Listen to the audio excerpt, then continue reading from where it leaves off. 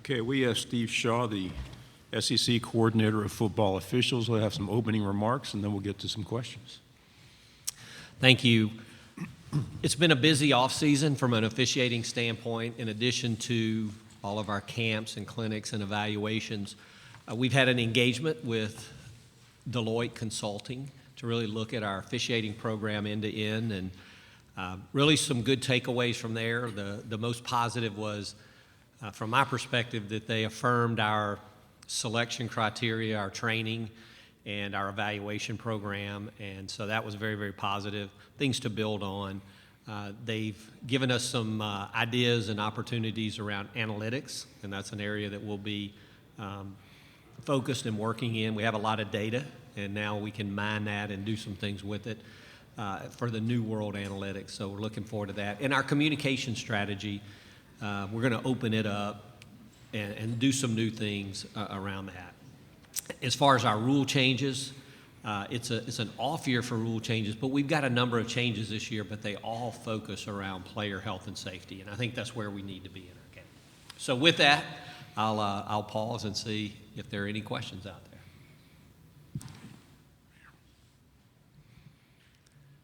Hey, how are you? Good. Talk to us about targeting. It's such a hot button issue, and what was the conversation surrounding that in the off season, and how do we get clearer on it, possibly even more correct? And what's the future of targeting in regards to the SEC? So a couple things. Targeting rule, I know sometimes very unpopular with fans, but is really all around player safety. And we're really trying to change behavior, and the targeting rule, regardless of how difficult it's been, has been good for the game. And it's a path we need to stay on. What's changing this year is the approach of replay. So the on-field officials, there'll be no change for how they officiate it. The rule book says when in question, it's a foul. These things happen at high speed, high hits, and when in question, we want them to put the marker on the ground. The change will be in replay. And really the driver in this change is we want replay to be able to confirm all aspects of a targeting foul or overturn it. So we're taking away the possibility of stands in a targeting play, and that's different philosophy. Our philosophy in replay has always been the ruling on the field is correct unless there's indisputable video evidence to overturn it. We're really moving away from that with targeting, and we're saying that you must confirm all aspects of it, and if you can't confirm it, then overturn it. Don't let it stand. I think what will happen is, and we had about 12% of targeting fouls last year in a stands category, and to disqualify a player, you want to be able to confirm that he should be disqualified. So I think that the marginal plays will now get overturned, but I think this is a proper change at the proper time without taking any emphasis away from the player safety aspect of targeting. Those criteria?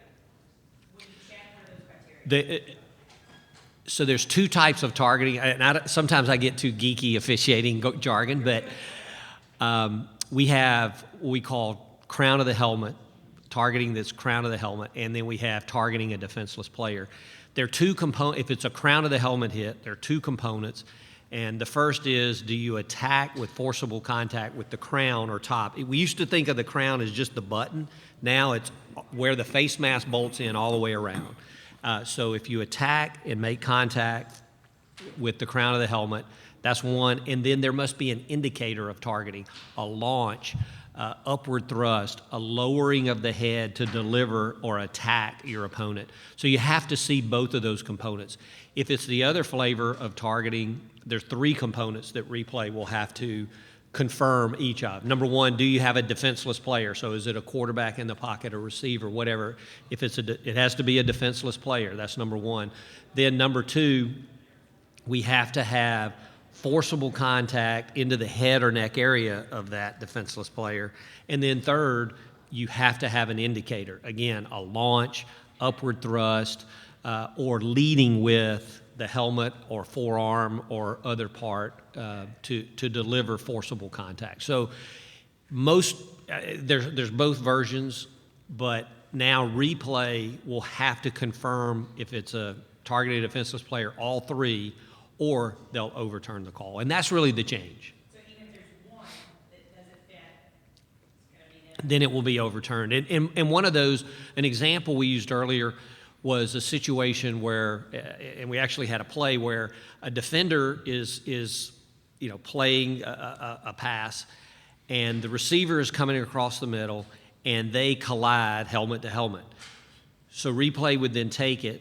The first question is, do we have a defenseless player? Yes, we've got a receiver. Second, do we have forcible contact to the head or neck area? In this situation, yes.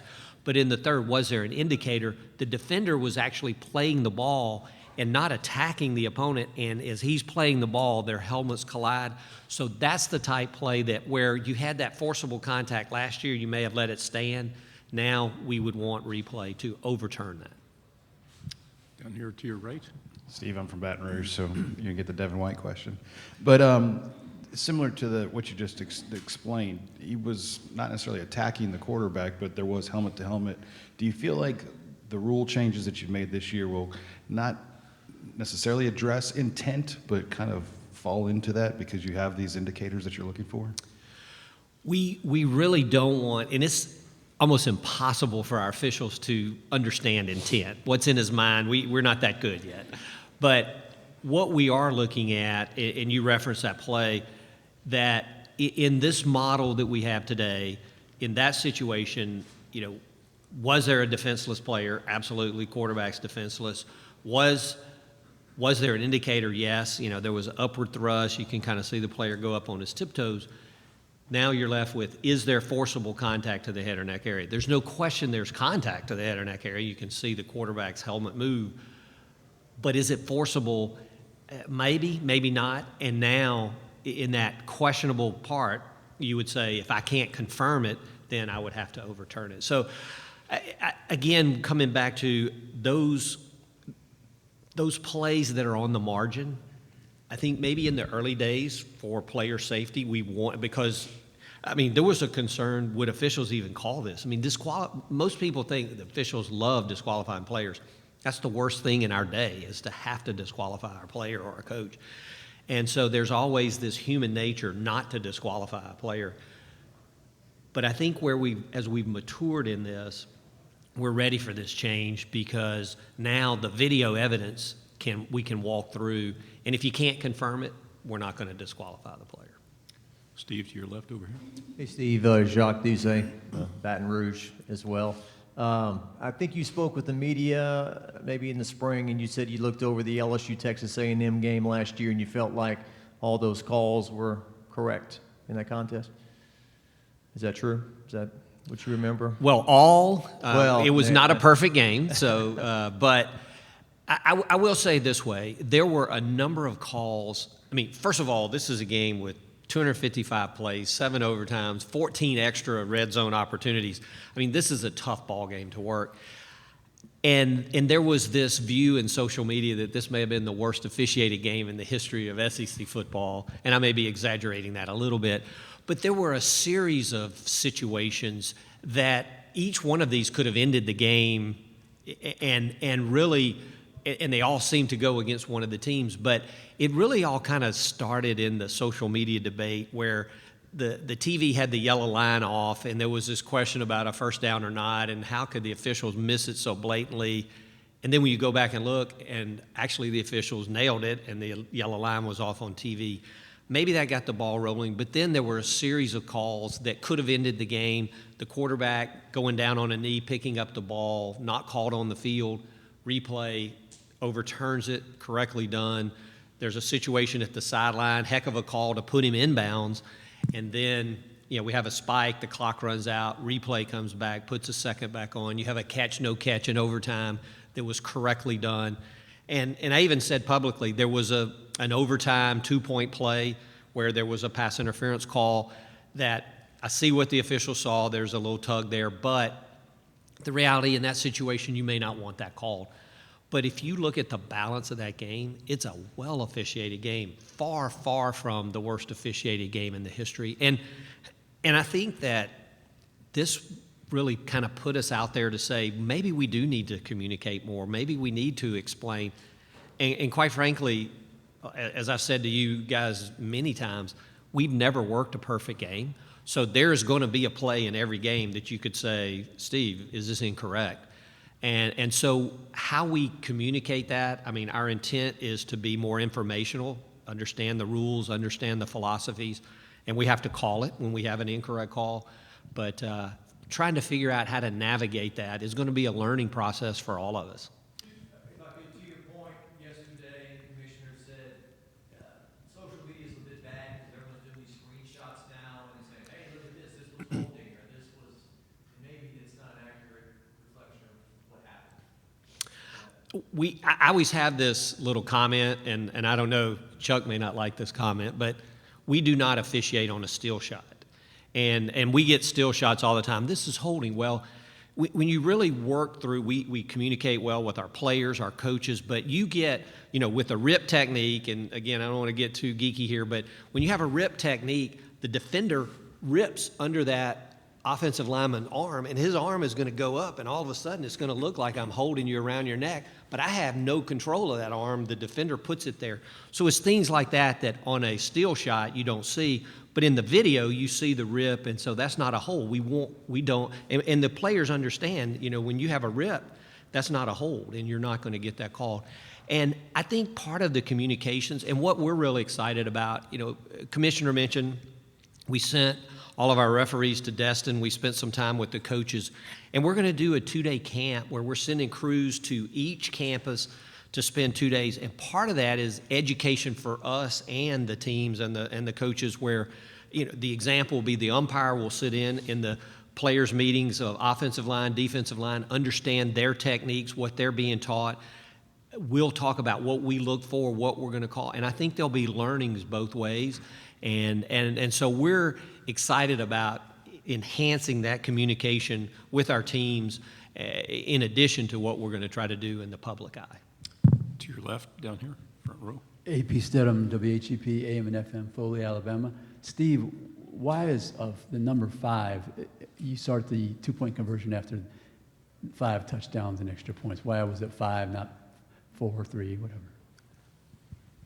The rules committee, this is around our change in overtime, where when we get to the 5th overtime now, we are going to go straight to a 2-point play, so not run the series. And the reason behind it, again, around player safety, is in very few games, but when we have these long extended overtimes, that's a lot. That's too many plays. We need to get the players off the field. What the rules committee debated was, first of all, just the fabric of our overtime. And really, they came to the point that we love the NCAA overtime procedure. We think it's in the sweet spot. Some people say it's better than the NFL. It's better than high school.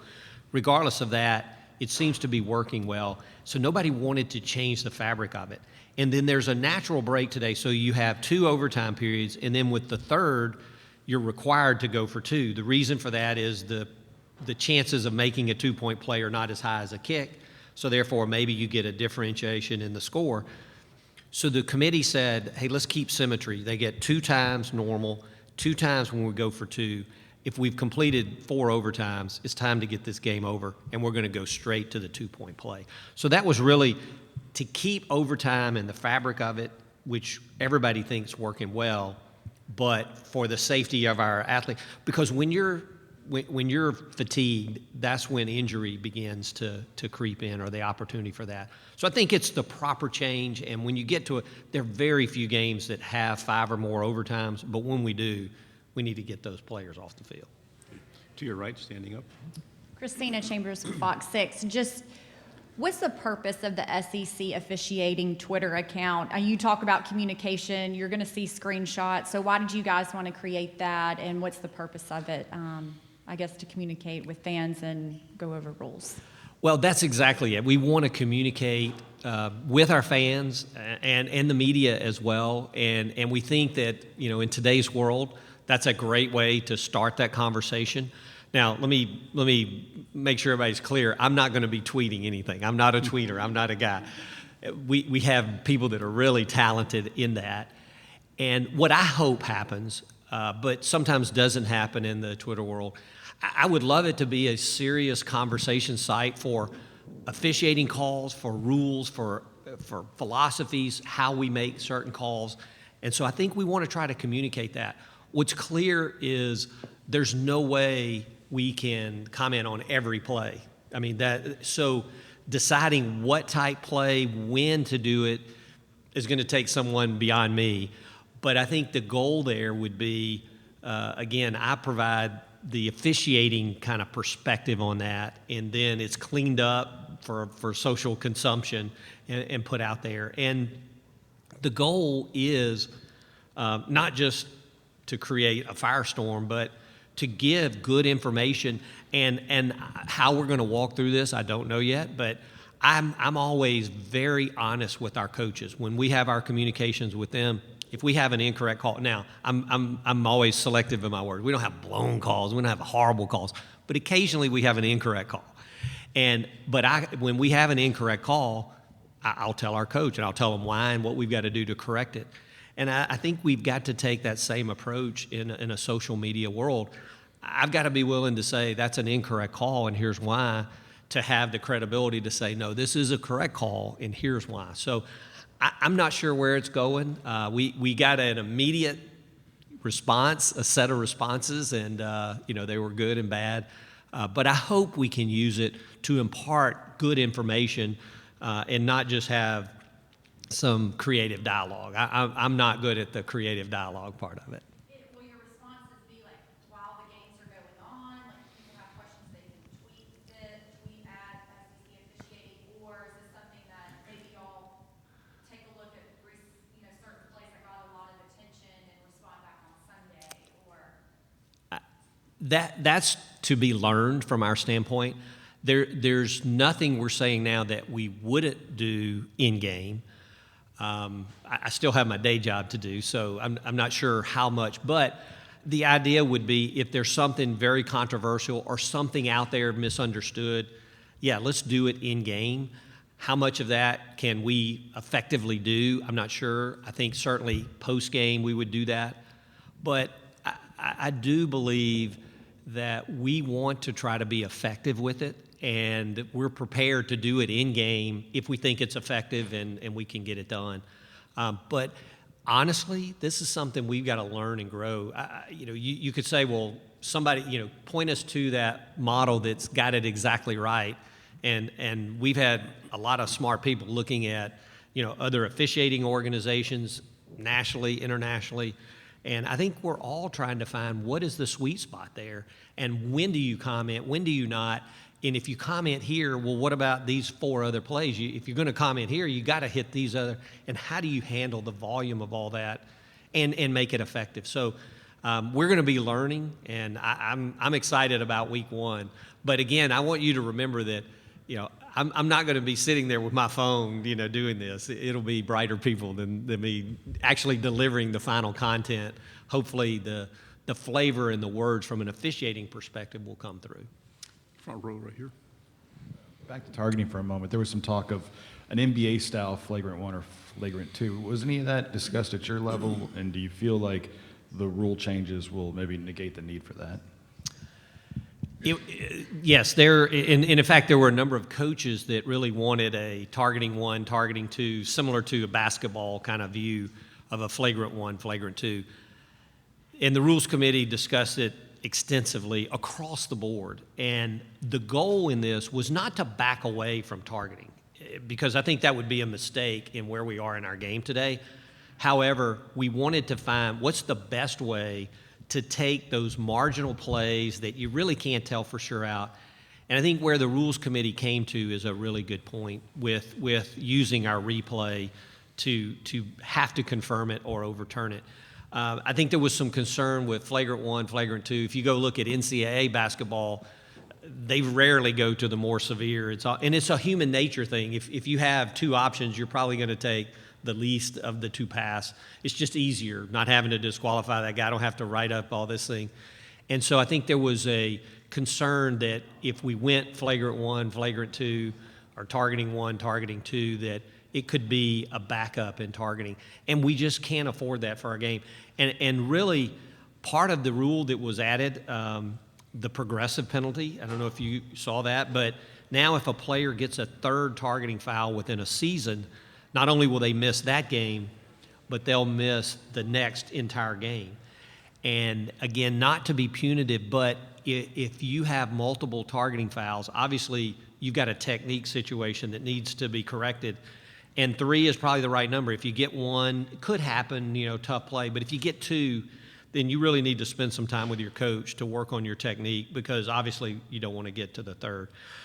Again, all of this is for the players' health and safety, and really for the long-term good of our game.